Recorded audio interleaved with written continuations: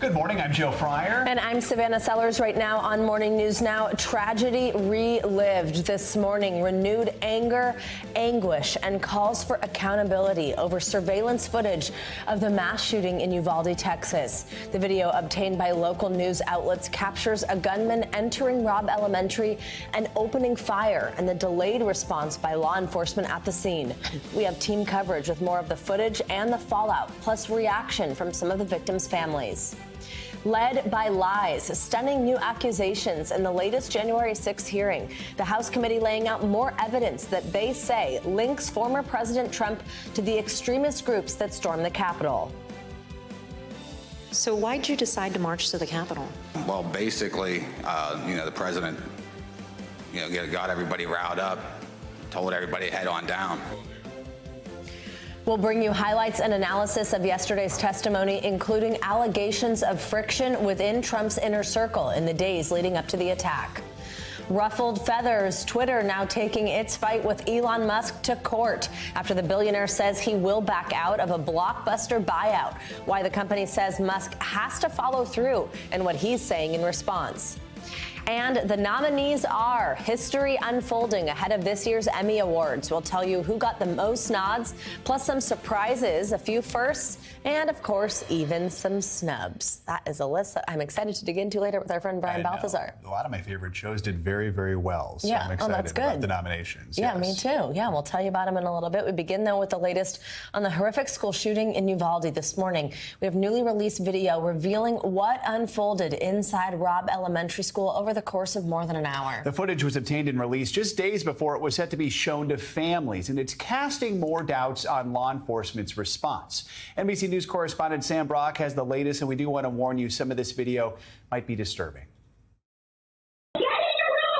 After weeks of agonizing waiting, the Austin American-Statesman, along with KVUE, releasing a highly edited 4-minute compilation of videos, including never-before-seen surveillance from inside the school, outside the building, and police body cam footage, shedding more light on how the law enforcement response unfolded. The gunman walks across the parking lot and into the school at 11:33. Casually carrying a rifle and turning a corner in the hallway, a young student comes around the corner as the shooter walks down the hall. Seconds later, gunfire erupts, lasting for more than 2 minutes. The young child runs away. 3 minutes later, the first officers enter the school. As the gunfire continues, some officers approach the classrooms, while others hold back. More shots, and they retreat.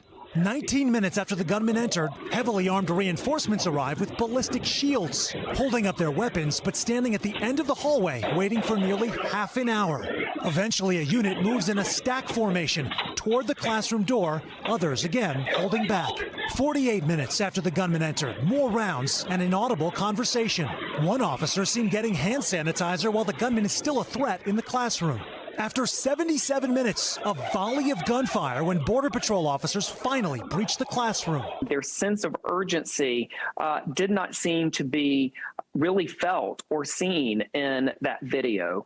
Instead, we know that those 19 children and 2 teachers were inside that classroom, and it took more than an hour for them to finally breach the door. The whole police system in Uvalde failed us. Vincent Salazar's 4th grade granddaughter, Layla, was killed. What aspect of the video do you think is going to be the most painful for you, but necessary to see? When they sat back because they got gunfire, they retreated. The officers ain't trained to retreat when they're going to do. They have to save these children, and they did not do that. The video's release follows weeks of pain and outcry from some of Uvalde's youngest community members. I usually run into my sister in the restroom. Like Jasmine Cazares, who lost her sister, Jackie. I forgot to say good morning. And I think that's going to haunt me for the rest of my life. I'm doing this for you, sister. Families trying to reconcile systemic failures and an apparent lack of answers. The answers we don't get is why they didn't act to protect these babies. Our thanks to Sam Brock for that report. Let's bring in NBC News law enforcement analyst, Chief Cedric Alexander. Good to have you with us. So before this video was released, a top Texas public safety official called law enforcement's response to the shooting a, quote, abject failure. What do you call it now after watching this video? What are the moments that stand out most when you're looking at the officer's response? Well, I mean, it's really a very, very difficult video to watch for someone who has been a first responder, knowing that the children in those classrooms and teachers were being slaughtered. And you had men outside who had shields, had helmets, had vests, had high-powered rifles themselves, and failed, quite frankly, to do the job that they were supposed to be sworn to do. It is very difficult for me to watch this video on so many different levels. And I know how painful it must be for the parents and the friends of these victims to watch, because here they expected in their community law enforcement to respond and to respond aggressively. And when they heard shots fired, once they went down that hallway, they retreated and came back. It is just a total failure. I think a lot of people need to be held responsible. There's been a lot of finger pointing, and I've been saying this for weeks, that that too many people on that scene they truly need to be held accountable.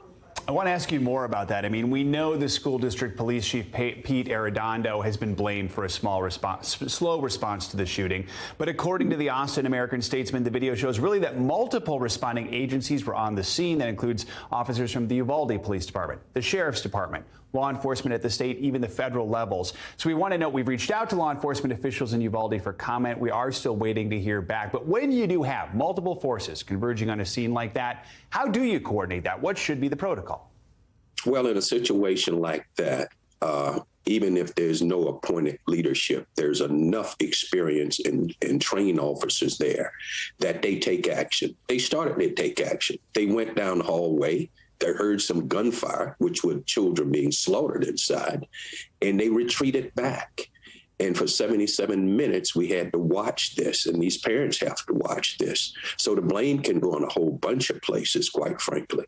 And every law enforcement agency that was represented on that scene have to share in some responsibility, including Director McGraw's state police. Because if you remember at the onset of this, there was a lot of high-fiving of heroism and et cetera, et cetera. But as things continued to unfold, we learned something different. And thank God for Border Patrol showing up on that scene and taking action. But this could have been stopped much, much earlier. And that's the price you pay when you're a sworn officer. You go to a school shooting. We train people. We're coming in to take that gunfire away from people who are defenseless. That clearly did not happen here. And it's embarrassing and it's shameful, and it never should have happened that way. And my heart goes out to that community for a failure of law enforcement officials who was there, who were slow in their actions. Cedric Alexander, thanks so much for joining us this morning. We always appreciate your analysis and your expertise. Thank you for having me.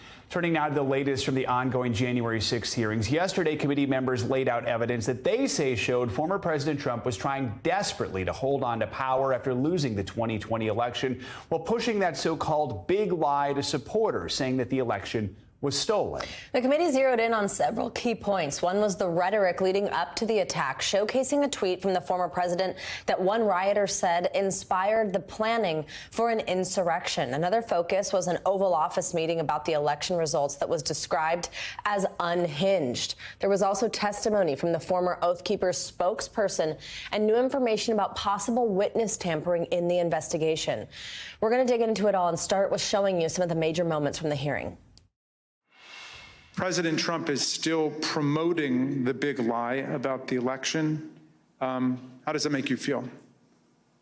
It makes me mad, because I was hanging on every word he was saying. Everything he was putting out, I was following it. We know that you illegally entered the Capitol that afternoon and then left the Capitol area later on.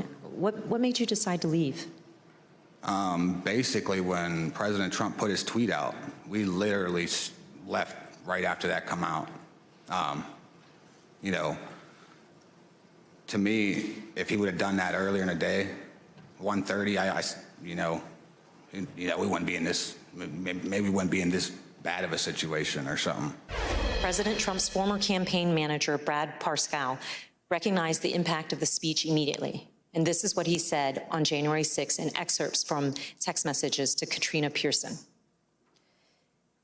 Mr. Parscale said, quote, "This is about Trump pushing for uncertainty in our country, a sitting president asking for civil war." I think the best illustration for what the Oath Keepers are happened January 6th, when we saw that stacked military formation going up the stairs of our Capitol.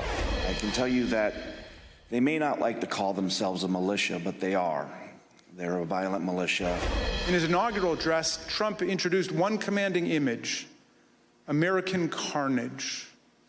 Although that turn of phrase explained little about our country before he took office, it turned out to be an excellent prophecy of what his rage would come to visit on our people. American carnage. That's Donald Trump's true legacy. After our last hearing, President Trump tried to call a witness in our investigation, a witness you have not yet seen in these hearings.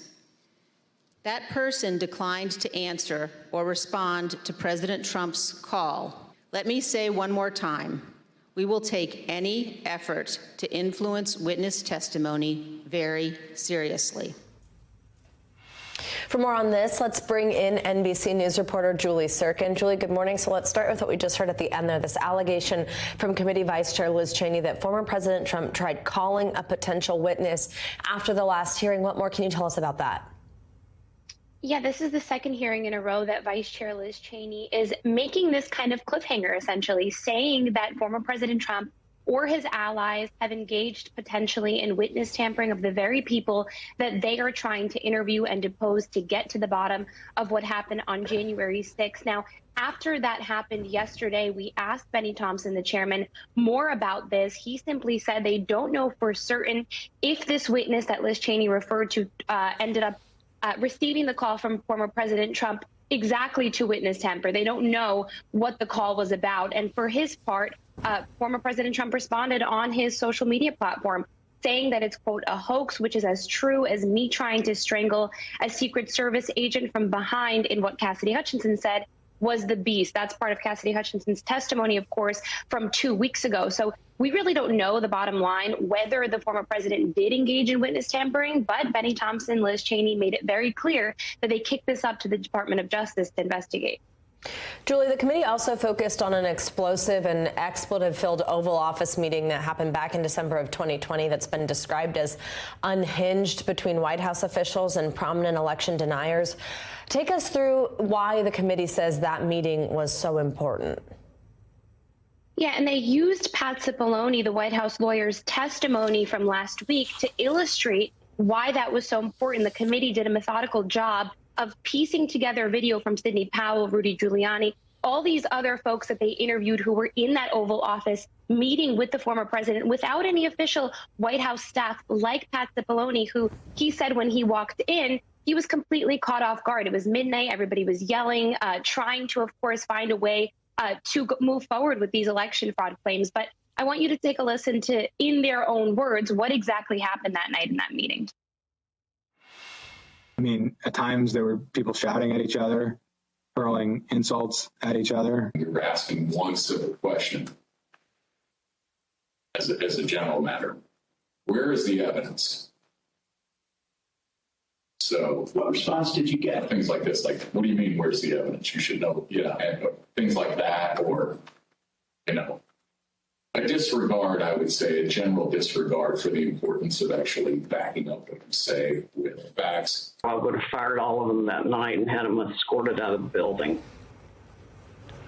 The committee really illustrated this tug of war between White House officials, between the advisors who were employed in the White House and by former President Trump, and others like the CEO of Overstock and all of these other figures that Pat Cipollone himself said he had no idea what they were doing in the White House advising the president.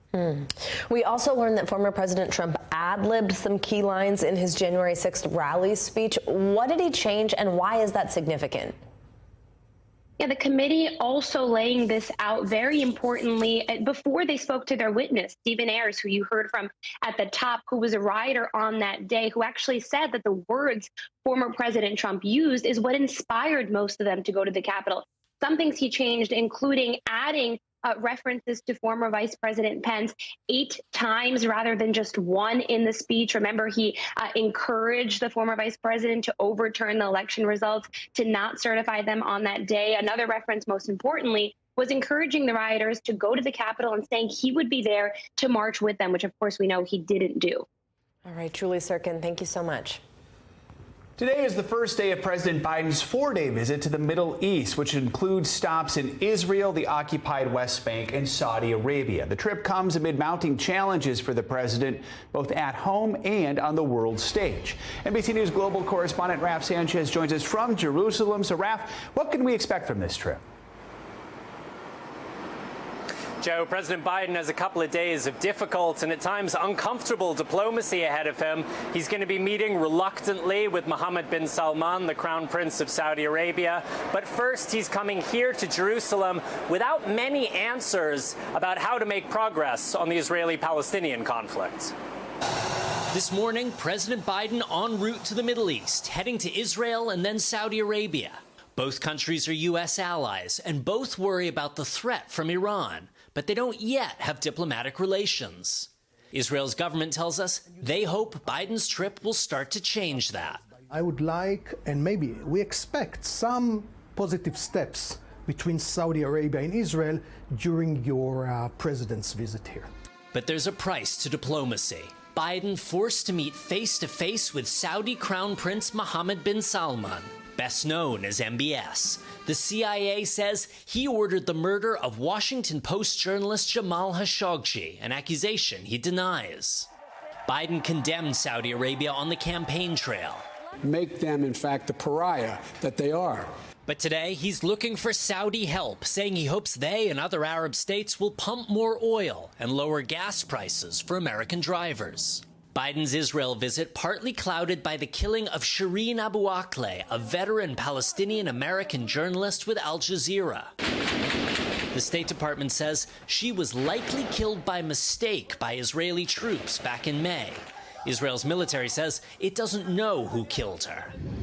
The U.S. not hopeful about restarting Israeli-Palestinian peace talks. The president will travel to Jerusalem and the occupied West Bank, but not to Gaza, where Hamas militants last year fired thousands of rockets at Israeli cities, and Israel carried out intense airstrikes. We headed to the isolated strip to see for ourselves.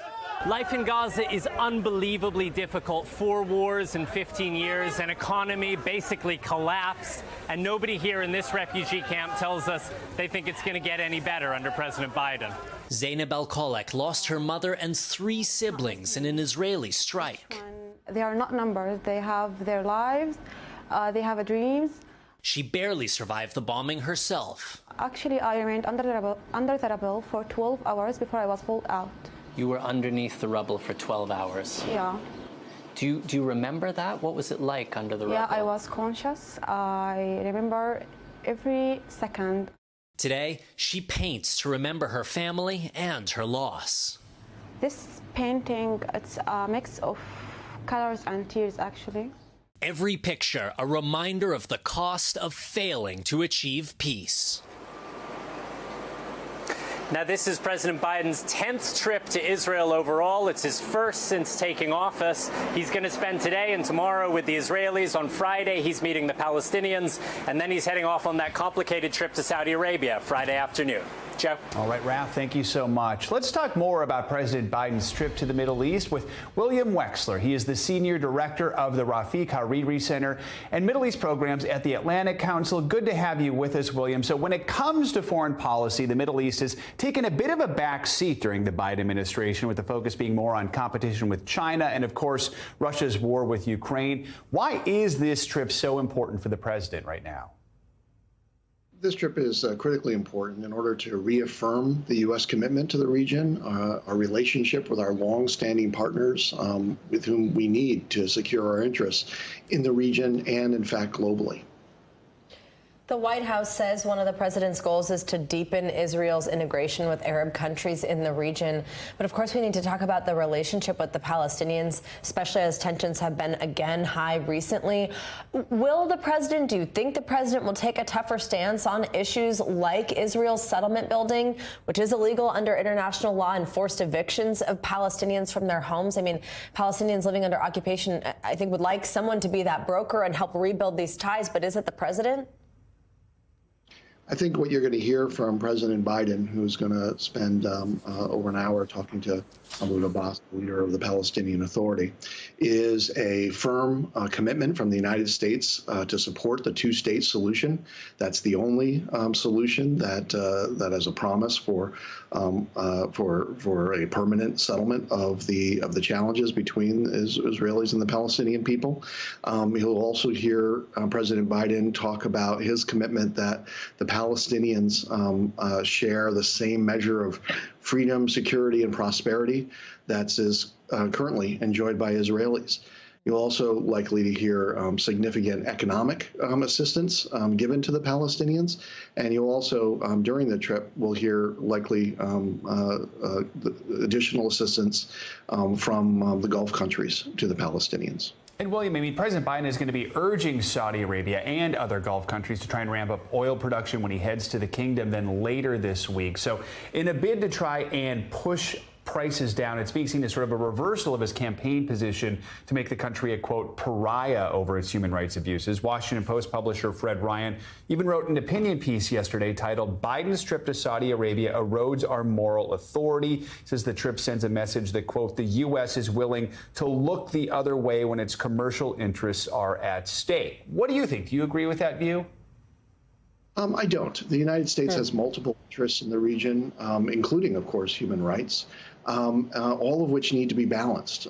President Biden is not the first U.S. president to recognize the difference between talking on the campaign trail and dealing with the necessary complexities and inherent trade-offs of governance. This is the right decision to go to Saudi Arabia. And in fact, it's quite a normal decision. U.S. presidents always go to Saudi Arabia. Not going would be wildly abnormal. I believe President Obama went to Saudi Arabia 4 times. Reestablishing an effective working relationship between Washington and Riyadh is going to be his priority. And in this part of the world especially, national relationships are driven by personal relationships from the top down. William Wexler, thanks so much for joining us this morning. We appreciate it. Thank you. Now, First Lady Dr. Jill Biden is facing backlash after comments she made about Latino diversity at an event in Texas on Monday. The First Lady apologized for the remarks that critics called offensive. NBC News Chief White House Correspondent Peter Alexander has the latest on this. Dr. Jill Biden learning a painful political lesson. The First Lady to work outside the White House teaching at a Virginia community college, apologizing for a misstep Monday. During a speech to the nation's largest Latino civil rights group intended to celebrate the community's diversity. Your fight is our fight, and we will stand with you. Making headlines for a controversial comment after fumbling the pronunciation of New York's famed bodegas. The diversity of this community, as distinct as the bodegas of the Bronx, as beautiful as the blossoms of Miami, and as unique as the breakfast tacos here in San Antonio. The audience cheered, but the scripted comment generated backlash on social media. One prominent Hispanic group encouraging the First Lady and her team to take time to better understand the complexities of our people and communities, adding, "We are not tacos." Dr. Biden's spokesman tweeting the First Lady apologizes that her words conveyed anything but pure admiration and love for the Latino community. Dr. Biden has been a relentless advocate for her husband's agenda, visiting 40 states in less than 18 months. But this appearance is bringing unwanted attention to the president's closest political partner. Peter Alexander, NBC News. The summer heat and humidity, they're sparking storms in several cities. So let's get a check on your morning news now weather. Michelle Grossman is with us in studio. Hey, Michelle. Hey there, guys. Yeah, we had storms in the Northeast yesterday. Today, we're going to move that to the south, and we're going to see some pretty gusty storms. So here's the setup here. We have some storms off to the southwest. That's monsoonal moisture. We have some storms in the Great Lakes, and then we have a front that's going to interact with some Gulf moisture, and that's going to bring some heavy rainfall. We could see up to 5 inches in some spots. So that's going to be the bullseye for today. We're seeing some storms even right now, seeing that lightning, hearing that thunder. And this is where we're expecting the chance for severe weather all the way from the Carolinas down to parts of Texas. Winds gusting up to 60 miles per hour. Could see some hail, even the chance of a tornado. That risk is low, but it's not zero. So we're going to watch that as we go throughout the afternoon hours. So this is the setup. We've seen rain for days. We're going to continue to see rain for days. We have that Bermuda high. You've heard of that, a big area of high pressure that's funneling in this Gulf moisture. It's interacting with that trigger of that front, and that's why we're going to see storms along this front today. So tropical air hits that front. We're going to generate torrential downpours. We could see 2 to 3 inches quickly within those downpours, and then we're going to see these over days. They're very slow moving. That low is lingering. It's meandering along the coast here, and it's aiding in these storms. And the ground is already so wet. We've been wet for weeks, and we're going to add to those totals over the next several days. So this is what it looks like in terms of your rainfall forecast. You can see those darker colors, the yellows, the reds, the oranges, and that's where we're looking at anywhere from 3 to 5 inches. Again, we could see more than that within those heavy downpours throughout this afternoon, and that extends through Sunday. Talking about the dangerous heat once again, because this is a big story still. We have some heat warnings in the Intermountain West. We have them in the Rockies. And then we have 26 million people impacted in the South once again, still sweltering in the South with temperatures into the 90s to triple digits. We're sort of getting tired of this, and we're not even feeling it. So if you're in the South, that's where you're going to feel it once again today, again through the weekend as well. 104 in Dallas. It's going to feel like 106, and that heat extends until tomorrow, too. Lots of triple digits on the map once again. Wow, yeah, look at that. Widespread, no kidding. Oh, all right. Thanks, Michelle. See you in a bit. Welcome back. It's time to get to those breathtaking deep space pictures everybody's talking about this morning. They were released yesterday by NASA. They're the first batch from the James Webb Space Telescope. So what you're seeing here is the edge of a nearby star-forming region. The stars here are not normally seen in visible light pictures, but now we're able to view them for the first time because of the Webb telescope's infrared technology. We're so lucky that Mike Massimino is here with us for this historic moment in studio. In fact, Mike is a former NASA astronaut, professor of mechanical engineering at Columbia University, and the senior advisor for space programs at the Intrepid Museum. Quite a resume there, Mike. We're so excited to get to talk with you about this. So happy to be here and see you in person. I know, more exciting than space here, isn't it? Really, I'm just delighted to be here in person at 30 Rock and all that, and get to see you guys after years of the virtual talks here. Exactly. Great to be here with you. So I know your missions were working on Hubble, which is kind of like this telescope's like way younger sister or something, right? Like this one's got capabilities that are pretty neat. So first I want to know if you found these pictures to be as breathtaking as we all did, and then kind of give us the context of just exactly what this can teach us. Yeah, I was very, very excited. And this is truly the next generation. So it might even be like, you know, you said younger sister. Yeah. I think I would almost go like kid. Okay, you know, it's like a whole new, this is a whole new generation here, really. Hubble's still working fine. We don't warranty the labor. That's what I worked on. But it's still working, and I think we'll still be producing science for quite a while. But this is just a whole nother level of what we're seeing. And the images that we're seeing, what they released, that first one, the deep field image, looks at the first objective of the telescope. There's really two objectives for Webb, the reason why they wanted to get it up there. One was to look really deep into the universe, going back to the very first light from the universe 13.8 billion years ago. And that's what that first image showed us, the way that they probably will be able to do that. That yes, that function is working. Was able to see a cluster of galaxies about 4.8 billion light years away, but also remnants, some gravitational lensing, some evidence of galaxies even beyond that, getting closer to 13 billion years ago. So that was what we saw with the deep field. And then the other major objective for the telescope is to study the atmospheres of far-off planets, looking for one that might be habitable as far as we're concerned for humans, right? Not that we're going to go there anytime soon, because we can't, you know, we can't get there, no way. But we can at least look and understand: are there other planets like Earth out there? And that's some of the things that we saw yesterday with the spectroscopy on the planet that they imaged. One other thing I just want to add is that you mentioned my Hubble. when my Hubble experience, the last time we were there was 13 years ago, and some of those early release images are the same ones of what they released for Webb. The Stephan's Quintet, for example, the Carina Nebula. And you can look at those side by side and see a difference of the detail that we get with Webb compared to what we had with Hubble, which was great. We're getting even more now. And that's my next question. How is this one so much clearer? What's different in the simplest terms possible to help us understand why that is so different? Well, you know, I've done a few interviews, but you're the first guys that mentioned infrared and got into that, so you must have a really smart audience. Because that's really what it is. That's the key to it. There's the spectrum of light, what we can see in the visible light spectrum, but there's also stuff we can't see.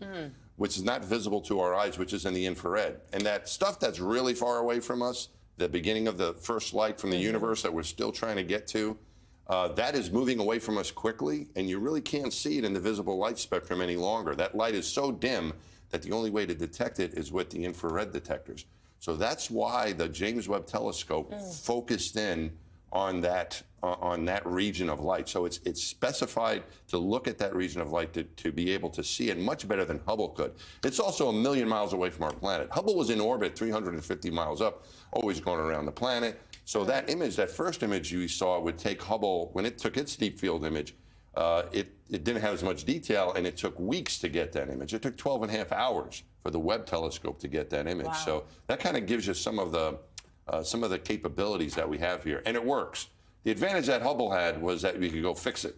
All right? That was your job. That was my job. So I'm out of a job now because, and for many reasons in that regard. This one? But no one's going to this one. And it was not designed to be serviced, which we're all excited about the science, but I'm really happy for the engineers because if this thing didn't work, it would be stuck 1 million miles away, and people would be looking where to send the bill. Because it's so, you can't fix it. It was not designed to be fixed. The Hubble was designed to be serviced by astronauts. This was not. So the images are cool, right? We can learn a lot from these. But this is just the beginning. This is just the first little sample. They're test images, really, to make sure the telescope is working. So lots more to come. So really cool stuff to come. So I think the significant thing is not just what we see, but also that the telescope is working well. So cool. Mike Massimino, so fun to have you here. I'm thrilled to be here. Historic moment. Thank you so much. First he goes to space, then he comes here. International headlines now starting in Sri Lanka, where growing unrest has forced the president there to leave the country. Claudio Lavanga joins us now from Rome with that and more. Hey, Claudio, good morning. Good morning, guys. Yes, the president of Sri Lanka literally fled to the Maldives literally hours before he was expected to step down following an uprising of Sri Lankans who grew tired of a devastating economic crisis that led to shortage of food, fuel and medicines. The prime minister, who is acting as president later in the day, declared a state of emergency, but that did not deter many Sri Lankans from surrounding his office and asking for his resignation. And let's move to Haiti, where the humanitarian group Médecins Sans Frontières is warning that thousands of people there do not have access to water, food and other essential supplies following fighting between rival groups for control of the capital, Port-au-Prince. The group says that the fighting has cut off parts of the city from essential humanitarian aid. And finally, the euro and the US dollar are equal in value for the first time in 20 years. The euro has been losing ground since the start of the year due to rising inflation and the war in Ukraine. Good news for Americans planning to vacation in Europe this summer. Bad news for Europeans who want to do the same, but they want to cross on the other side of the Atlantic.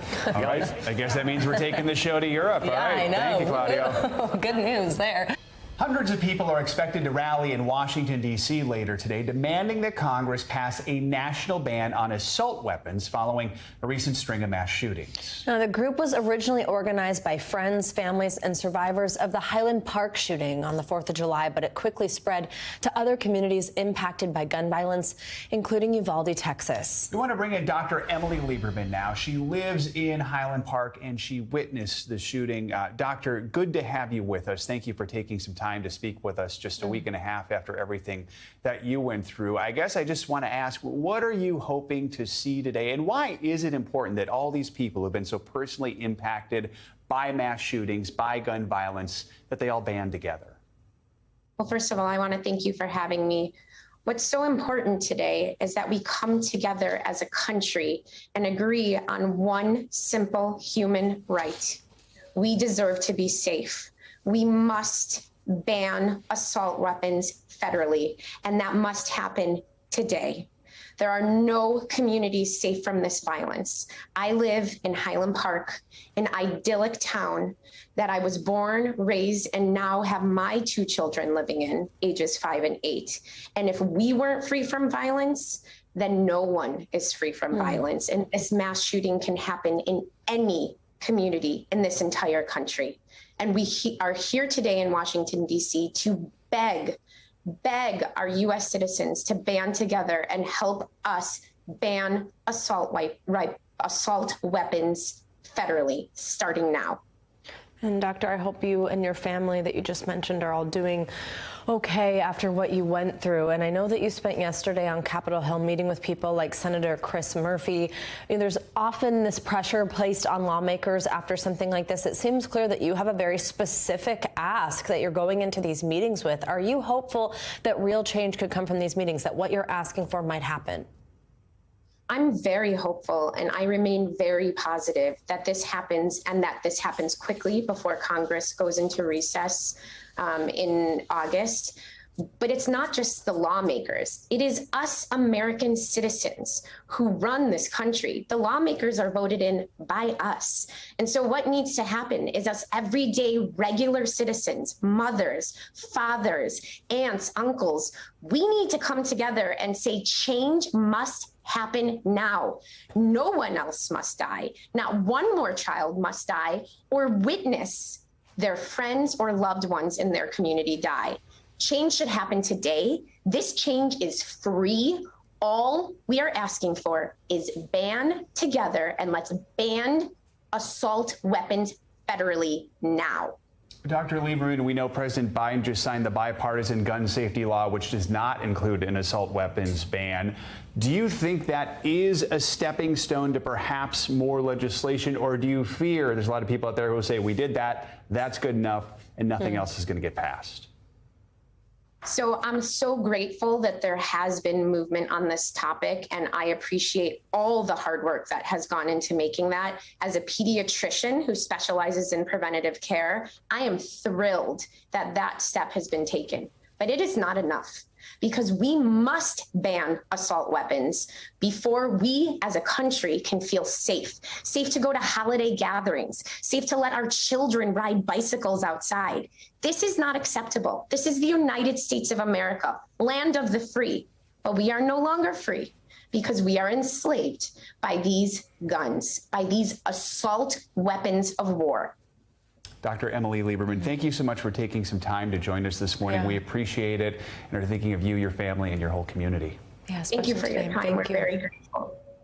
Welcome back. The ongoing back and forth between billionaire Elon Musk and Twitter is heating up this morning. The social media giant is now suing Musk, attempting to force the tech titan to follow through on his bid to purchase the company for $44 billion. Now, the Tesla CEO claims he left the deal on the table because Twitter had refused to turn over information about spam and bot accounts on the site. But in response, Twitter says it hosted multiple information sessions with Musk's team discussing its processes for calculating the number of spam accounts. For more on this, let's bring in NBC News legal analyst Danny Ceballos. Danny, good to have you with us. So first of all, is there any sort of precedent for a case like this? I mean, we've got a high-profile billionaire backing out of a major acquisition deal. Have we seen anything like this before? None that I can think of. I can't tell if your question, if you have one in mind, but I certainly don't. I can't think of anything like this where the stakes are as high as this. And this is basically at its core a simple breach of contract case where Elon Musk allegedly, according to the complaint, agreed to make a purchase. And then Twitter decided he didn't want to make the purchase and back out and raise some, in Twitter's view, ticky-tack kind of complaint about information that Twitter provided. So it's a really fascinating, the stakes couldn't be higher, but at its core, to me, this is just a basic breach of contract claim. And when you think about how much our lives are impacted both by Twitter and by everything Elon Musk is involved with, we understand just how big the stakes are. So, Danny, since Musk agreed to buy the company for $54.20 a share back in April, Twitter's stock price has tanked. Now it's hovering around the $34 mark this morning. That's a big difference. He obviously wants to sink the deal, but from a legal standpoint, could Twitter or its shareholders potentially go after Musk for price manipulation? Potentially, yes, and the shareholders too. But at present, Twitter has filed suit, and its mission here is claiming that Musk essentially breached the contract when he backed out. And they point out the irony that originally Musk reportedly claimed he wanted to basically clean up all the bots on Twitter, and then they allege he starts complaining, hey, Twitter has too many bots for me to clean up. So that's a bit disingenuous if true. So Twitter is going to argue that basically this is a simple case of buyer's remorse. Happens all the time, just not with billion-dollar deals like this one. And Twitter is going to try and either force the sale or extract a big monetary penalty from Musk in the end. And by the way, that's really what this comes down to. I mean, I could talk to you about the black letter law, but there really are a lot more practical considerations. Does Twitter really want to engage in the public process of discovery? Ironically, then Musk could find out all the things he claimed he couldn't find out from Twitter and that they refused to disclose in the course of discovery. Bottom line, we have a long, arduous legal process likely ahead of us. So take us through what are the possible outcomes? Could Musk actually be forced to pay full price for this deal? Maybe if this case goes to its conclusion, if it goes to a trial, but the odds of that just seem so remote. As is often the case in civil litigation, 9 out of 10 cases settle before trial. This is just billion-dollar saber rattling. At some point, I expect someone will come to the table and they'll reach some kind of agreement for a walkaway before they spend another few $1 billion on legal fees and then roll the dice at a very public trial that will be covering all over it and probably cause public damage to both Twitter stock prices and Elon Musk's reputation. So both sides have an incentive to get this over with. Danny Savalos, as always, thank you so much. Appreciate it. Now let's get to some other financial headlines. And Google's CEO has addressed the company's hiring plans for the year. CNBC's Bertha Coombs joins us with that and other money news this morning. Hey, Bertha.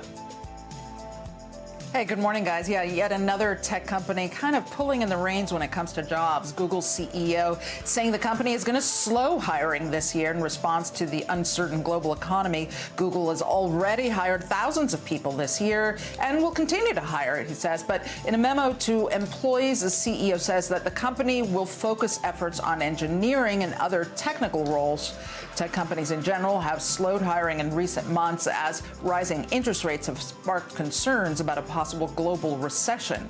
Meantime, Match Group is bringing free background checks from Tinder to 2 other dating apps, Match and Stir, a site for single parents. People can use the checks to screen past history for potential violent or abusive behavior. If you're talking to someone about meeting up, a box pops up asking if you want to run a background check. Tapping on the link will show extra information and safety tips, then pass you off to the actual service that runs that check.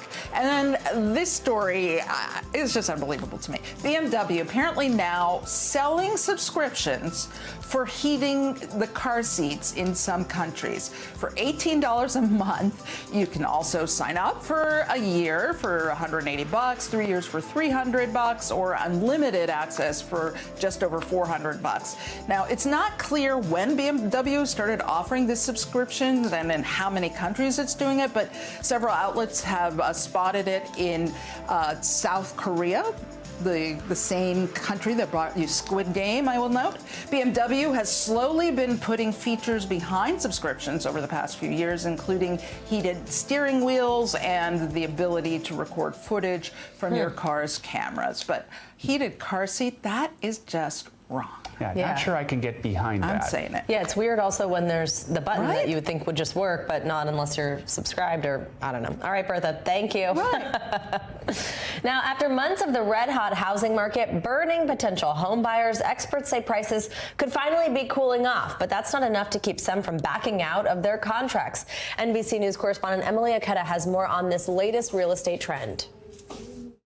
More home buyers are backing out of deals, and a potential sign the red-hot housing market is cooling. Things are really shifting away from being a super strong sellers market to kind of starting this rebalance. Nationwide, some 60,000 agreements fell through in June, according to real estate firm Redfin. That's nearly 15% of homes under contract that month, marking the highest percentage on record aside from the earliest days in the pandemic. Among the most affected areas, Las Vegas, New Orleans, and many hotspots in Florida.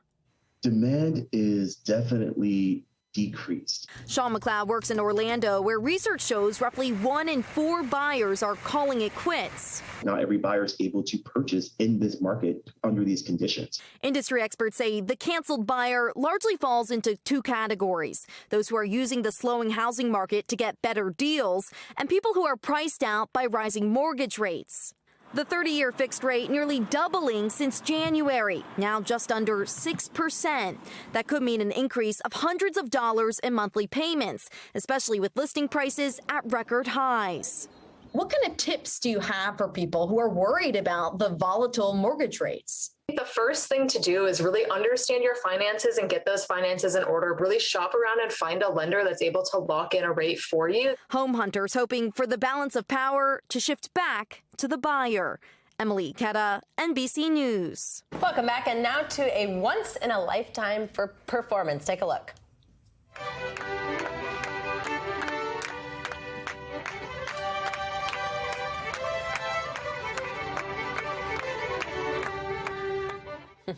That's all aboard a plane that was grounded at Newark Airport for 90 minutes. But one student orchestra on board decided to ease the weight. The Music City Strings Group from Nashville, Tennessee, got out their instruments and performed, playing the theme song from Pirates of the Caribbean for fellow passengers. Many on the plane clapped along, even called for an encore. That's pretty neat. That broke out when I was waiting, which, by the way, is happening all the time now. That no kidding. And with the amount we're paying for plane tickets these days, I feel like they should come with the live entertainment to every plane. So love it. Very cool to see. See if that happens. All right. The 2022 Emmy nominations were officially announced, setting the stage for TV's biggest night in September. But what's TV without a little drama? We're breaking down the biggest surprises and, of course, snubs from this year's nomination list. So let's bring in entertainment journalist and pop culture expert Brian Balthazar to help us out. Brian, good morning. So let's start with the nominations. I mean, this was most definitely HBO's year. It always feels like HBO's year, but it definitely was this time. What were the big shows that picked up all the nods? You're right. Absolutely. Big year for HBO, particularly HBO Max, where we were all watching Succession, which got the most nominations this year, 25, including breaking a record for the most acting nominations, 14, including you see Jeremy Strong and Brian Cox. So you have a father and son on the show competing. Now they'll be competing for Best Actor in a Drama at the Emmy. So there's the dad right there. So nearly there. Look at them. It's a roster of Emmy nominees right there. 14 nominations, including guest appearance for some others. So this is a big win for HBO.